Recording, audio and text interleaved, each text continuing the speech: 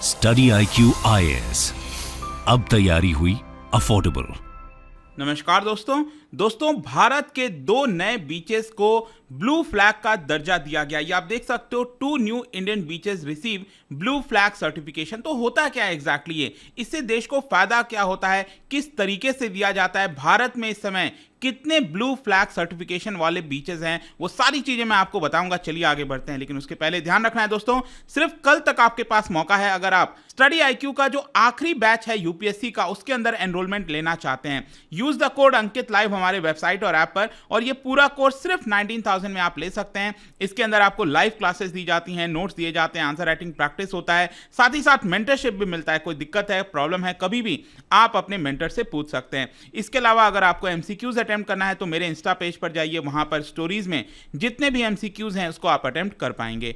चलिए शुरुआत करते हैं और सबसे पहले देखते हैं एग्जैक्टली अभी हो क्या रहा है। देखिए लक्षद्वीप में यहां पर जैसा कि आप देख पाओगे, ये आपको पता होगा कि हमारे देश में जो 2 सबसे प्रमुख आइलैंड हैं, एक तरफ आपको पता है बे ऑफ बंगाल में, वो है आपका अंडमान निकोबार, और जो अरेबियन सी है केरला के वेस्टर्न साइड में, यहां पर आप देख सकते हो कई सारे जो आइलैंड्स का समूह है, इसको कहा जाता है लक्षद्वीप। और लक्षद्वीप में यहां पर आप देख सकते हो कदमत, ये वाला जो आइलैंड है, यहां पर एक बीच है, और नीचे आप देखेंगे यहां पर मिनिकॉय।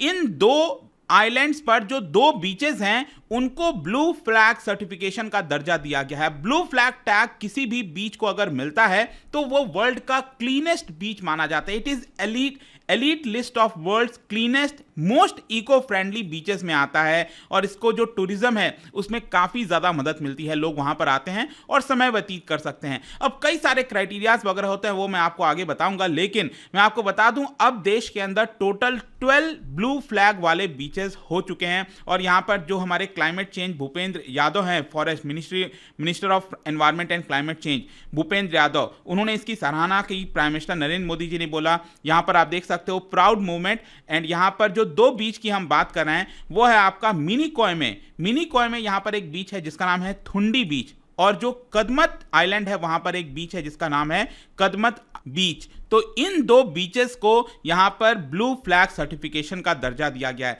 फर्दर आप देख सकते हो जो भूपेंद्र यादव जी हैं, उनका कहना है कि ये जो थुंडी बीच है, दैट इज मिनिकॉय में, यहां पर जो थुंडी बीच है वो basically it is one of the most pristine and pictures क्यों, मतलब वहां पर फोटोज वगैरह कुछ लेना है, मतलब बहुत ही अमेजिंग नज़ारा वहां पर लगता है। और मैं आपको पिक्चर भी दिखाता हूं। बेसिकली यहां पर जो ब्लू वाटर है उसका एक तरह से मिलन आपको देखने को मिलेगा व्हाइट सैंड के साथ।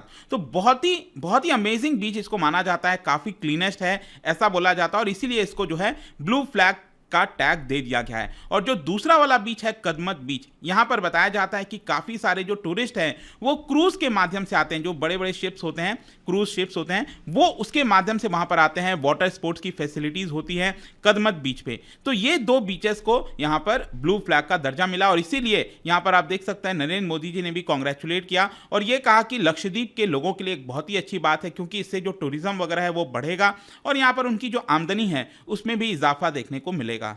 लेकिन आई एम श्योर कि आपके मन में जो क्वेश्चन आ रहा होगा कि ये ब्लू फ्लैग सर्टिफिकेशन होता क्या है बेसिकली। अब ध्यान रखिएगा, यहां पर जो ब्लू फ्लैग है, जो ब्लू फ्लैग का सर्टिफिकेट दिया जा रहा है, वो भी मैंने आपको बताया बीच को दिया जाता है। लेकिन ऐसा नहीं है कि सिर्फ ये बीच को ही दिया जाएगा, जो समुद्र के तट के किनारे जो होते हैं बीच, ऐसा नहीं है कि सिर्फ उसी को दिया जाएगा। इसके अलावा जो मरीना होता है, मरीना मतलब एक प्रकार से आप यूं समझिए कि इसको बनाया जाता है, वहां पर जो शिप्स वगैरह हैं वो आकर रुकते हैं, उसको भी अगर क्लीन वगैरह कर दिया जाए, अच्छे तरीके से रेगुलेट किया जाए, तो उसको भी ब्लू फ्लैग का दर्जा मिल जाता है। इसके अलावा यहां पर जो टूरिज्म ऑपरेटर होते हैं, जो बोट वगैरह ऑपरेट करते हैं, वो भी अगर ब्लू फ्लैग का सर्टिफिकेट लेना चाहते हैं तो वो भी ले सकते हैं। तो बेसिकली ये जो अवार्ड है, ये जो सर्टिफिकेट है, वो दिया जाता है डेनमार्क बेस्ड एक नॉन प्रॉफिट फाउंडेशन है फॉर एनवायरमेंटल एजुकेशन, इनके द्वारा ये सब कुछ दिया जाता है। ये लोग काफी ज्यादा स्ट्रिंजेंट क्राइटेरिया रखते हैं अगर किसी को ब्लू फ्लैग का सर्टिफिकेट लेना है, जैसे एनवायरमेंटल से रिलेटेड, एजुकेशनल से रिलेटेड, सेफ्टी रिलेटेड हो गया,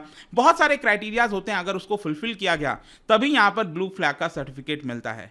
और ये उन्हीं को दिया जाता वो कंट्रीज जो इसके अंदर पार्टिसिपेट करना चाहते हैं। इस समय मैं आपको बता दूं विश्व के अंदर 48 कंट्रीज हैं इंक्लूडिंग इंडिया जो इसके अंदर पार्टिसिपेट करता है और इन्हीं देशों को ब्लू फ्लैग का सर्टिफिकेट मिल सकता है। 1985 में इसकी शुरुआत की गई थी और यह शुरुआत हुआ था फ्रांस से, लेकिन 2001 के बाद ये यूरोप के बाहर हो गया। पहले ये यूरोप के अंदर ही होता था ज्यादातर, लेकिन 2001 के बाद विश्व के बाकी देशों को भी इसका सर्टिफिकेट दिया जाने लगा। ये ब्लू फ्लैग टैग देने का जो मेन पर्पस है वो यही है to promote sustainable development in fresh water and marine areas. तो आपने देखा होगा कई बार, स्पेशली भारत के अंदर अगर मैं आपको एग्जांपल बताऊं, जैसे गोवा हो गया, गोवा में अगर आप देखोगे ना तो इतना ज्यादा वहां पर टूरिज्म बढ़ गया है, बहुत सारी प्रॉब्लम्स हो रही हैं। ऑल्दो गोवा में अभी भी बहुत सारे ऐसे बीच हैं जो कि काफी क्लीन है, लेकिन बहुत सारे ऐसे बीच हो गए हैं जहां पर टूरिस्ट बड़ी मात्रा में आते हैं और वो काफी ज्यादा आपको गंदा देखने को मिलेगा। तो वैसा ना हो, यहां पर जो बीचेस हैं, जो फ्रेश वाटर हैं, मरीन एरियाज हैं, वो सस्टेनेबल डेवलपमेंट हो उनका। और 4 मेन क्राइटेरिया होते हैं यहां पर। सबसे पहला है वाटर क्वालिटी कैसी है उस बीच की, एनवायरमेंटल मैनेजमेंट कैसा है, एनवायरमेंटल एजुकेशन कैसा और सेफ्टी कैसा है। और इसके अंदर भी यहां पर सब क्राइटेरिया है, टोटल मिलाकर 33 स्ट्रिंजेंट क्राइटेरियाज होते हैं। अगर उनको फुलफिल किया जाता है तो ही यहां पर बीच मिलेगा। जैसे कि फॉर एग्जांपल मैं आपको बताऊं कि क्या बीच के पास टॉयलेट फैसिलिटीज वगैरह हैं कि नहीं। अगर मान लो टॉयलेट फैसिलिटीज वगैरह नहीं है तो कोई भी खुले में या फिर कहीं पर शौच कर देगा तो उसकी वजह से वो गंदा होंगे, तो वैसा नहीं होना चाहिए। और अभी तक दुनिया भर में आपको मैंने बताया कि 48 कंट्रीज को यह दिया गया है और लगभग 5000 से ज्यादा जो बीचेस हैं, मरीनास हैं और जो बोट ऑपरेटर्स हैं उनको इसको टैग मिल चुका है। अगर हम भारत में बात करें तो भारत में कब से भारत ने इसके अंदर पार्टिसिपेट करना स्टार्ट कर दिया, 2019 का नोटिफिकेशन जारी किया गया था एनवायरमेंट मिनिस्ट्री के द्वारा और पहली बार भारत ने यहां पर जताया कि हम भी इसके अंदर पार्टिसिपेट करना चाहते हैं। और आप देख सकते हो कि देश के अंदर कुछ ऐसे बीचेस हैं जिनको चुना गया कि हम उसको अच्छे से ऑपरेट करेंगे, अच्छे से वहां पर सस्टेनेबल डेवलपमेंट करने की कोशिश करेंगे ताकि इन बीचेस को भी ब्लू फ्लैग का सर्टिफिकेट मिल सके। और इसी को देखते हुए 2020 में आप देख सकते हो यहां पर एनवायरमेंट मिनिस्ट्री ने यहां पर एक्स्ट्राऑर्डिनरी स्टेप लेते हुए डिक्लेयर किया कि कुछ ऐसे बीचेस को कई सारे क्राइटेरियाज फुलफिल करने होंगे। यहां पर कौन से क्राइटेरियाज होंगे, जैसे कि एनवायरमेंट मिनिस्ट्री ने बोल दिया कुछ बीचेस को कि वहां पर टॉयलेट ब्लॉक्स होना चाहिए,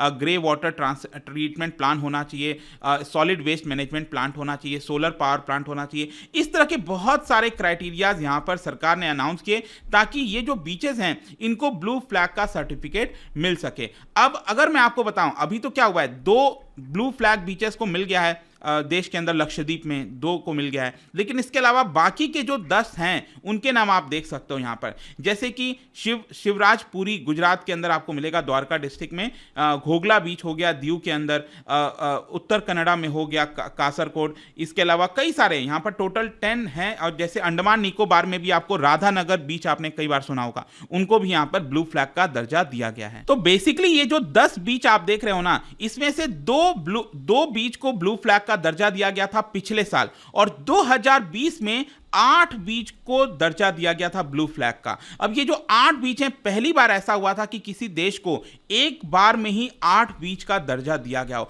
हर साल यहां पर कमिटी बैठती है और वो डिसाइड करती है कि क्या किसी बीच को ब्लू फ्लैग का दर्जा देना है कि नहीं। तो इस बार भारत को दो बीच को ब्लू फ्लैग का दर्जा मिला है और जाहिर सी बात है इससे जो आसपास का डेवलपमेंट है, सस्टेनेबल डेवलपमेंट है, वो हो सकेगा और साथ ही साथ वहां पर जो लोग रह रहे हैं उनकी आमदनी में इजाफा होगा। क्योंकि इसको देखते हुए, क्योंकि अक्सर होता है कि जब भी आपको पता चलता है कि किसी एरिया में आप किसी राज्य में घूमने गए हो और वहां पर आपको पता होगा कि ये ब्लू फ्लैग बीच है वहां पर, तो डेफिनेटली आप वहां पर जाना चाहोगे। तो टूरिज्म इससे काफी हद तक बढ़ता है। जाने से पहले एक इंटरेस्टिंग क्वेश्चन यहां पर आपको बताना है, क्योंकि हम बीच की बात कर रहे हैं, आपको बताना है इसमें से कौन सा करेक्टली मैच्ड नहीं है। इसका राइट आंसर आप सबको पता है, मेरे इंस्टाग्राम पर तो मिलेगा ही, वहां पर अगर आप नहीं हो कोई बात नहीं, टेलीग्राम से भी ले सकते हैं इसका सही उत्तर। मैं कई सारे जो एमसीक्यूज हैं वो यहां पर स्टोरीज में डालता रहता हूं। बाकी अगर आपको पीडीएफ चाहिए तो टेलीग्राम पर आइए, अलग अलग सोशल मीडिया पर आप जुड़ पाओगे। और जैसा मैंने बताया, यूपीएससी की तैयारी कर सकते हैं, use the code Ankit live. कोई भी बैच आपको ज्वाइन करना, हमारे वेबसाइट और ऐप पर जाइए and avail this offer. I hope कि वीडियो आपको पसंद आया होगा। मिलता हूं आपसे next time. Till then, thank you very much, see you soon. Study IQ IAS, अब तैयारी हुई अफोर्डेबल।